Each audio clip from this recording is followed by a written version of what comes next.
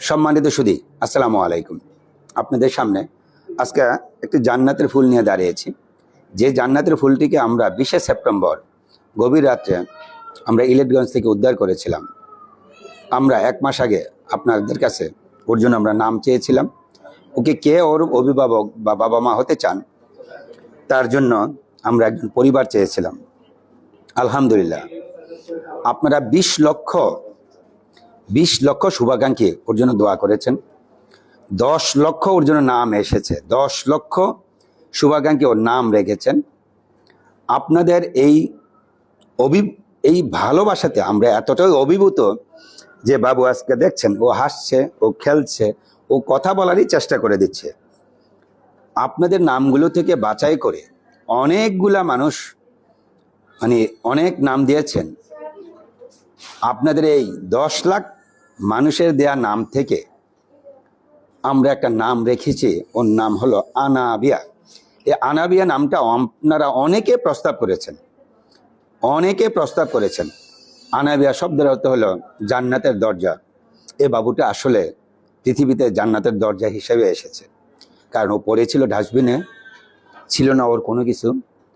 আল্লাহর অশেষ রহমতে আমাদের মাধ্যমে সে উদ্ধার হয়ে এবং পৃথিবীর মুখ দেখার সুযোগ পেয়েছে। এর চেয়ে বড় জান্নাত বা এর চেয়ে বড় সৌভাগ্য আর কারো কিছু আসার দরকার হয় না। ইনশাল্লাহ আমরা অচিরেই বোর্ড বসে আপনারা যে অ্যাপ্লিকেশনগুলো জমা দিয়েছিলেন, এই অ্যাপ্লিকেশনগুলো থেকে আমরা যাচাই বাছাই করে আমরা একটা শর্ট লিস্ট তৈরি করব। শর্ট লিস্ট তৈরি করে 50 জনকে আপনাদের মধ্য থেকে নিয়ে আমরা একটা জুম মিটিং করব। এই জুম মিটিংয়ের পর থেকে যাদেরকে আমরা আবার আরও শর্ট লিস্টে নিয়ে আসবো তাদেরকে আমরা ফিজিক্যালি ডাকবো। ফিজিক্যালি ডেকে আপনাদের সাথে বসে কথা বলে তারপর আপনাদের মতামত, বোর্ডের 11 সদস্যের মতামত সহ আমরা পারিবারিক আদালতে পাঠাবো। তারপর পারিবারিক আদালত থেকে ইনশাল্লাহ ওর পরিবারের ফয়সালা হবে। ও একটা সুন্দর পরিবারে যাবে, একটা আলহামদুলিল্লাহ একজন ভালো পরিবারে, মুসলিম পরিবারে, সম্ভ্রান্ত পরিবারে একজন আদর্শ মেয়ে হিসাবে ভাসবে এবং ও সমাজের সেবা করার সুযোগ পাবে। এটা আমরা আল্লাহর কাছে চাচ্ছি। আপনারাও ওর জন্য দোয়া করবেন এবং আপনাদের মাধ্যমে সব জায়গায় খবর পৌঁছে দেন যে ওর জন্য দোয়া করতে দেন, ও যেন একটা ভালো পরিবারে যেতে পারে। এই বাবুটির আসলে আমরা বলেছিলাম যে চোখের যে সমস্যাটা, ও রক্তনালী ব্লক হয়ে যাওয়া, যেটাকে বলা হয় রেটিনোপ্যাথি প্রিম্যাচুরিটি, ছোট্ট বাবুদের এটা অসুখ হয়ে থাকে।